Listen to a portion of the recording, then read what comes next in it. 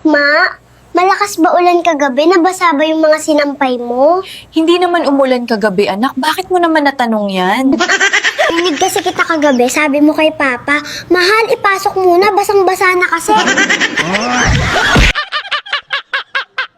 Huli ang isang lalaking na nagnakaw ng isang pack ng condom sa Cebu City.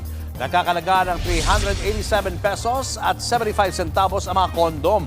Ayon sa 23 years old na suspect, na curious lang daw siya kaya nagawa ang krimen. Napag-usapan daw kasi nila ito ng kanyang mga katrabaho at tinayuan siyang gumamit ng kondom. Hindi naman daw inakala ng suspect na mahuhuli siya dahil medyo sirang kondom na raw ang dinekwat niya. Huwag mong hayaang mawala ang taong nagmahal sa iyo ng totoo dahil hindi lahat ng darating sa buhay mo ay mamahalin ka rin ng totoo. Kaya kapag may taong marunong magmahal ng tapat sa iyo, alagaan mo na dahil bihira na lang yung ganun sa panahon ngayon. Hindi ka magiging masaya kung ang puso mo ay puno ng inggit sa iba.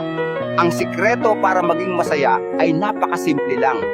Mag-focus sa sarili mong buhay at huwag makialam sa buhay ng ibang tao. At matuto tayong makontento sa mga biyayang mayroon tayo. Huwag nating inggitin ang mga biyayang mayroon ng iba. Mas matibay ang taong marunong mag-isa dahil hindi siya umaasa sa presensya ng iba para maging buo. Natututo siyang tumayo sa sariling paa, harapin ang problema ng tahimik, at magdesisyon ng hindi nadadala ng opinyon ng paligid.